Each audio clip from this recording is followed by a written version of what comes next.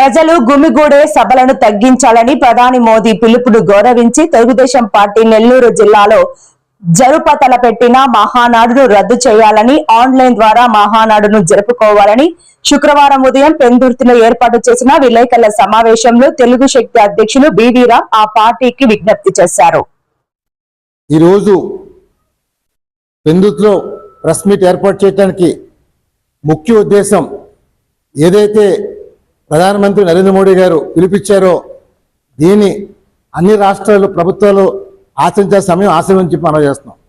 మరి ముఖ్యంగా మన రాష్ట్రంలో ఏదైతే రేపు తెలుగుదేశం పార్టీ 27, 28, 29 మహానాడు నిర్వహిస్తుందో దాన్ని రద్దు చేయమని ఆన్లైన్ ద్వారా చేయమని చెప్పి కోరుతున్నాం. ఎందుకంటే ప్రధానమంత్రి గారు బహిరంగ సభలు గుమ్మికూడు వద్దని చెప్పారు కాబట్టి ఇవాళ పెట్రోల్ డీజిల్ కొరత ఏర్పడుతుంది కాబట్టి మీరు లక్షలాది మందితో తరలించి వాహనాలు తరలించి దీనివల్ల ప్రజలకి అసౌకర్యం కల్పించడంతో పాటు ఇంధనం కూడా అసౌకర్యం కలుగుతుంది కాబట్టి దయచేసి ప్రధానమంత్రి గారు పిలుపుని గౌరవించమని చెప్పి మేము మంత్రి నారా లోకేష్ మరియు టీడీపీ పార్టీ జాతీయ వర్కింగ్ ప్రెసిడెంట్ని కోరుతున్నాం.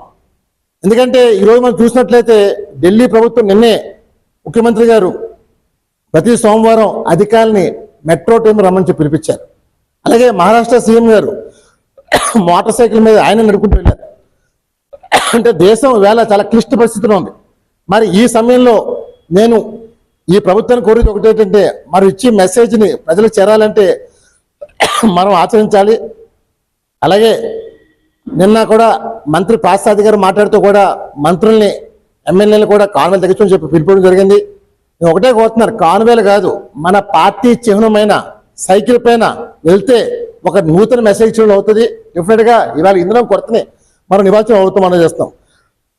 అలాగే ఏదైతే ప్రధానమంత్రి గారు ఇవాళ బంగారం కొనొద్దంటున్నారు, అలాగే ఫెస్టివల్స్ని అన్నీ తగ్గించమంటున్నారు. అన్నీ ప్రజలు ఏం జరుగుతుందో అర్థం కావట్లేదు. ఏదో ముప్పు ఉందనేది అర్థమవుతుంది ప్రధాని గారి మాటల్లో.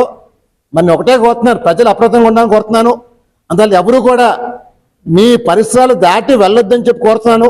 ఎందుకంటే ఇది దేశ ప్రధాని మన భవిష్యత్తు కోసం మన కోసం ఆయన మాట్లాడుతున్నారు తప్ప ఆయన ఇతర ప్రజల కోసం కాదు.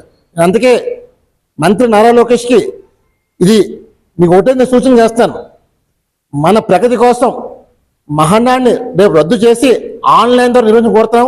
డెఫినెట్గా ప్రజలకి అసౌకర్యం కలగకుండా చూడడం కోరుతున్నాను.